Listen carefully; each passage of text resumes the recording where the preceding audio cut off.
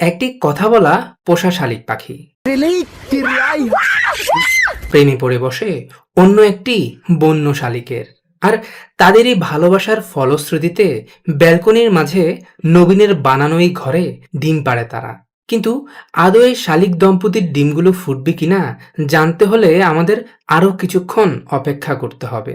রোজা রেখে পাগল হয়ে গেছস? হ্যাঁ, দেখছো বিজ্জা মিজ্জা এসে কি আজ আবার জিততেছে গা। মিঠু নবীনের আদরের পোষা শালিক পাখি, কথাবার্তায় বড্ড পাকা, নামাজ যাবো আমার সাথে, এই যে নামাজ যাবো আমার সাথে, দেখছেন? ভালোবাসে সারাক্ষণ নবীনের সাথে থাকতে আর ঘুরে বেড়াতে পুরো গ্রাম। দুষ্টু মিঠুর আচার আচরণে বেজায় বিরক্ত পুরো গ্রামের ছোট ছোট ছেলেপুলেরা। কারণ বদমাসটি যে তার বন্ধু নবীনকে ছাড়া অন্য কাউকে সহ্যই করতে পারে না। কি করবে? ইয়াল্লাহ, এই তাড়াতাড়ি তাড়াতাড়ি, ইস রে, চাল ভাই, চাল। সামনে যাকেই পাবে তার উপর ঝাঁপিয়ে পড়বে সে। তার ভাবখানা এমন যে তোরা কি করে আমার বন্ধু নবীনের আশেপাশেও আসলি, এখনই দৌড়ে পালা। মিঠুর এমন হিংস্র আচরণের কারণে আশেপাশের মানুষরাও বেশ কিছুটা ভয় পায় তাকে। তবে মিঠু আর নবীনের গল্পটি শুরু হয়েছে আরো বেশ অনেক মাস আগে। সেদিন প্রচণ্ড বাতাসে বাসা ভেঙে গাছ থেকে পড়ে যায় দুটো শালিক ছানা। কিচিরমিচির শব্দ শুনে নবীনের ভাগ্নে ও তার বন্ধু মিলে আশেপাশে খোঁজাখুঁজি শুরু করে। খুঁজতে খুঁজতে এক পর্যায়ে জঙ্গলের মাঝে তারা কুড়িয়ে পায় দুটো শালিক ছানা। মোটামুটি পালক গজিয়েছে তাদের, মুখের সামনে হাত নিলেই হা করে থাকে খাবার আশায়। এরপর আর কি, দুই বন্ধু যুক্তি করে তারা একটি করে শালিক ছানা তাদের ঘরে নিয়ে যায়। ঘরে নিয়ে ছোট ছোট বাচ্চা ছেলেগুলো ঠিক যেন ছানাগুলোর মায়ের মতো করে তাদের দেখভাল শুরু করে। নবীনের ভাগ্নে মিরাজ অতি যত্নে তার ঘরে আনা এই শালিক ছানাটিকে খাবার খাইয়ে দিত। আবার খাবার শেষে ইঞ্জেকশন সিরিজের মাধ্যমে পানিটাও খাইয়ে দিত তাকে। ভালোবেসে মিরাজ তার বন্ধুর নাম রেখেছে মিঠু।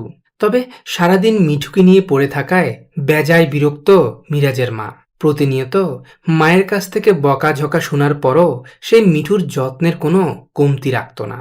মাঝে মাঝে তো আবার মিরাজের বন্ধু তার নিয়ে যাওয়া সেই শালিক ছানাটিকেও নিয়ে আসে তার ঘরে।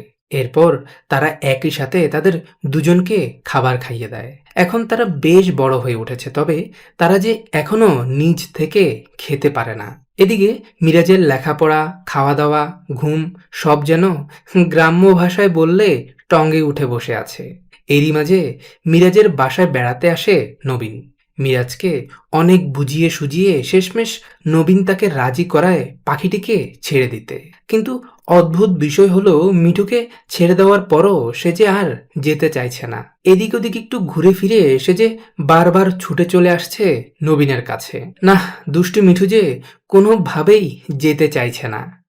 পুরো দিন পাখিটিকে তাড়িয়ে দিতে গিয়ে এক পর্যায়ে নবীন নিজেই তার প্রেমে পড়ে যায়।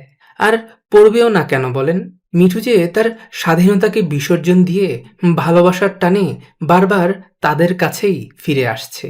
শেষমেশ নবীন তার বাসায় ফেরার পথে মিরাজের পোষা শালিক পাখিটিকে তার সঙ্গে করে নিয়ে আসে। বাসায় এনে সে আরো ভালোভাবে তার যত্ন নিতে শুরু করে। তারই সাথে নবীন শুরু করে মিঠুকে কথা শেখানো।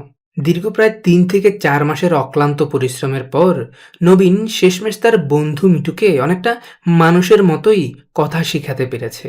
মাইদি মুদিরা, এটা আমগো বসে মেয়ে আমার না? হ্যাঁ, এখন এমন একটা অবস্থা হয়ে পড়েছে যে নবীন যেখানে যায় দুষ্টু মিঠু তার পিছুই ছাড়ে না। এভাবেই চলছিল দিনকাল। কিন্তু এরই মাঝে নবীন লক্ষ্য করে তার বন্ধু মিঠু ইদানিং বন্য একটি বখাটে শালিক পাখিকে দেখলেই কেমন যেন অস্থির হয়ে ওঠে। বিষয়টাকে প্রথমে এতটা গুরুত্ব না দিলেও এক পর্যায়ে নবীন দেখতে পায় দুষ্টু মিঠু যে বন্য লম্পট এই পুরুষ শালিক পাখির সাথে ইদানিং চুপি চুপি দেখা করতে যাচ্ছে। কিন্তু মিঠু যদি বুঝতে পারে তাকে নবীন দেখছে, তখনই সে এমন একটা ভাব ধরে অন্যদিকে চলে যায় যে না, আসলে আমরা তো এমনিতেই আসলে কিছুই করছি না। তবে ধীরে ধীরে নবীনের চোখের আড়ালে তাদের মাঝে গড়ে উঠেছে গভীর ভালোবাসা। এমনকি এখন তো দুষ্ট মিঠু তার বদমাস লম্পট বয়ফ্রেন্ডের সাথে গিয়ে অন্য সব বন্য শালিকদের সাথেও ঝগড়া বিবাদে জড়িয়ে পড়ছে। তবে এখন নবীনের মনে ভয়ের কারণ হলো লম্পট পুরুষ পাখিটি যদি মিঠুকে নিয়ে পালিয়ে যায়, যার কারণে সে দিন কয়েক ধরে মিঠুকে খাঁচার মাঝে রাখতে শুরু করে। হয়তো এইটাই ছিল নবীনের মস্ত বড় ভুল সিদ্ধান্ত। সে আজ ঘুম থেকে উঠে দেখতে পায় মিঠু রীতিমতো এই খাঁচার মাঝেই একটি ডিম পেড়ে দিয়েছে। কিন্তু দুঃখের বিষয় হলো বাসা না থাকায় মিঠুর প্রথম ডিমটি খাঁচার মাঝেই ভেঙে যায়। এরপর কেটে যায় আরো বেশ অনেক দিন। এরই মাঝে আবারও মিঠুর হাবভাব দেখে নবীনের সন্দেহ হয়। দুষ্টু মিঠু আবারও ডিম পাড়ার ইঙ্গিত দিচ্ছে। এটা মানে ডিম পারবো, এই যে মানে ডিম পারবো, এর জন্য আমি ধরতে গেলে মানে ঠোকর মারে, তো ওরে একটা বাসা বানাই দেওয়ার দরকার যেন ডিমগুলো সুরক্ষভাবে রাখতে পারি। তবে এবার যদি মিঠুর ডিম আবারও নষ্ট হয়ে যায়, তাহলে যে সে হয়তোবা তার সঙ্গীর সাথে উড়ে গিয়ে অন্য কোথাও সংসার বাঁধবে। যার কারণে নবীন বুদ্ধি করে একটি খাঁচার ভেতর মিঠুকে বন্দি করে রেখে সেখানেই একটি তাকে বাসা বানিয়ে দেয়। তাকে খাঁচার মাঝে ঢুকিয়ে রাখলে বন্য পুরুষ শালিক পাখিটি উড়ে এসে আশেপাশে ঘুরে বেড়ায় আর মিঠুর সাথে এভাবেই সময় কাটায়। যা দেখে চালাকি করে নবীন বন্য শালিক পাখিটিকেই খাঁচার ভেতর তার সঙ্গিনী মিঠুর সাথে আটকে ফেলে। অবাক করার বিষয় হলো খাঁচায় বন্দি করার পর বন্য শালিক পাখিটি একবারের জন্য পালিয়ে যাওয়ার চেষ্টা করেনি, আর করবেও বা কেন বলেন? তার বউ তো তার সাথেই আছে। কিন্তু বেশ কয়েকদিন তাদেরকে একই সাথে খাঁচার মাঝে রাখার পরও নবীন লক্ষ্য করে মিঠু একবারের জন্য তার বানিয়ে দেওয়া সেই বাসাটির মাঝে ঢুকছে না। যার কারণে সে অনেকটা নিরুপায় হয়ে তাদের দুজনকে আবারও মুক্ত করে দেয়। তবে নবীন তার বারান্দায় এবার একটি কাগজের বক্স দিয়ে তাদের দুজনের জন্য আরও একটি বাসা তৈরি করে দিয়েছে। যাক, এবার মিঠুর হাবভাব দেখে মনে হচ্ছে তার বাসাটি পছন্দ হয়েছে। তবে পরবর্তীতে নবীন বাসাটি খাঁচার ভেতর স্থানান্তর করে দেয়। নিজের মন মতো সুন্দর এই বাসাটি পেয়ে 4 থেকে 5 দিনের মধ্যেই দুষ্টু মিঠু একে একে দুইটি ডিম পেড়ে বসে। তবে মজার বিষয় হলো দিনের বেলা বন্য পুরুষ শালিক পাখিটি বাসার মাঝে আসে না। সে সবসময় তাদের বারান্দার আশেপাশে বসে বসে তাদের ডিমগুলোকে পাহারা দিয়ে যায়।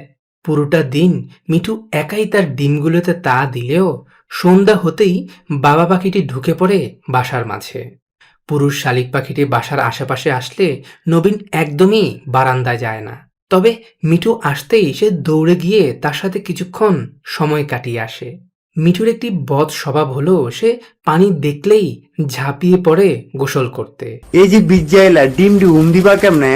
এখন আজান দিব, তুমি এর মাঝে দেখছো বৃষ্টির ভিতরে পাগল হয়ে গেছো গোসল করতে, এটা কি ঠিক হইলো? হ্যাঁ, বুঝতেছি না। এখন যে দিতে যাইবা তুমি ডিমগুলা, এখন এই অবস্থায় সে যদি ডিমগুলোতে তা দিতে বসে তাহলে যে তার ডিম দুটোই নষ্ট হয়ে যাবে। দীর্ঘ প্রায় 15 থেকে 16 দিন পর মিঠুর ঘরে আসে সুসংবাদ। মিঠুর ডিম দুটো ফুটে নবীনের ঘরের মাঝেই জন্ম নিয়েছে ফুটফুটে দুটো শালিক ছানা। ছানা দুটোর জন্মের পর নবীন ছাড়া অন্য কেউ যদি তার ছানাগুলোর আশেপাশেও যায়, মিঠু রীতিমতো রেগে মেগে তাদেরকে আক্রমণ করে বসে। শালিক ছানা দুটোর পরবর্তী আপডেট দেখতে চাইলে নবীন ভাইয়ের চ্যানেলটি সাবস্ক্রাইব করে রাখুন। ধন্যবাদ।